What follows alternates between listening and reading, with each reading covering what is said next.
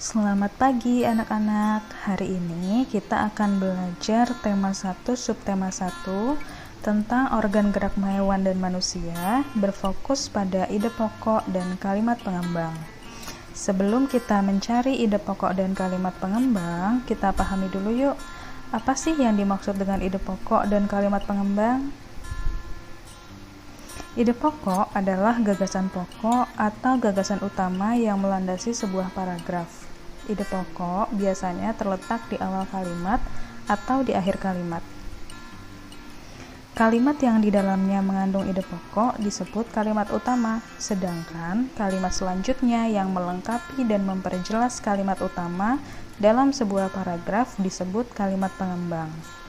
Ide pokok sendiri berfungsi untuk memberi penjelasan dari inti suatu paragraf, sehingga pembaca dapat dengan mudah memahami maksud dari paragraf tersebut. Selanjutnya kita pahami dulu ya, langkah-langkah menentukan ide pokok. Yang pertama, membaca isi paragraf dengan seksama.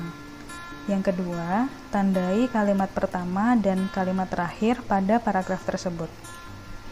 Ketiga, jika di kalimat terakhir terdapat kata kunci jadi, sehingga, dengan demikian, atau lain sebagainya, maka kita anggap ide pokok ada di kalimat tersebut. Yang keempat, apabila di kalimat terakhir tidak terdapat kata kunci yang tadi sudah Ibu sebutkan, maka ide pokok tidak ada di kalimat terakhir, melainkan ada di kalimat pertama. Yang kelima, lihat kalimat pertama dan ringkas kalimat tersebut bila perlu tanpa menghilangkan makna kalimatnya. Jadi, kalau kalimatnya masih panjang, kita perlu diringkas ya. Sedangkan kalau kalimatnya sudah cukup singkat, tidak perlu diringkas lagi. Contoh mencari dan menentukan ide pokok dan kalimat pengembang bisa kita lihat ya di buku Sekolah Elektronik halaman 3. Di sini ada teks berjudul Organ Gerak Manusia dan Hewan. Kita bisa menentukan di paragraf ke-1. Kita baca dulu ya. Salah satu ciri dari makhluk hidup adalah bergerak. Secara umum, gerak dapat diartikan berpindah tempat atau perubahan posisi sebagian atau seluruh bagian dari tubuh. Makhluk hidup akan bergerak apabila ada rangsangan yang mengenai sebagian atau seluruh bagian tubuhnya. Nah, setelah dibaca, paragraf 1 ini memiliki 3 kalimat. Kita tandai dulu ya. Kalimat yang paling pertama dan kalimat yang terakhir.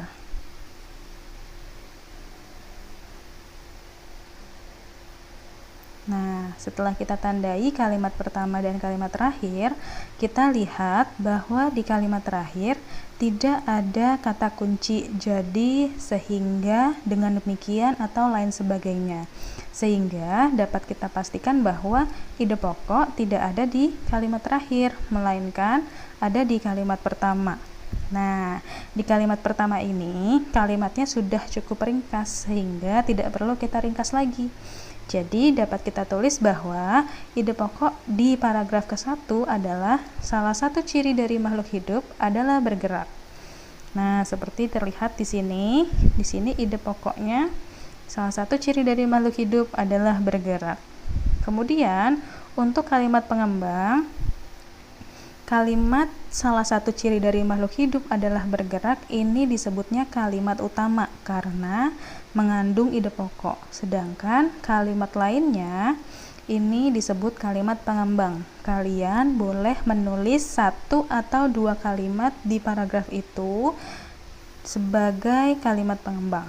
Seperti di sini ya. Ini yang ditulis adalah secara umum, gerak dapat diartikan berpindah tempat atau perubahan posisi sebagian atau seluruh bagian dari tubuh makhluk hidup. Bagaimana anak-anak, sudah paham belum sampai sini?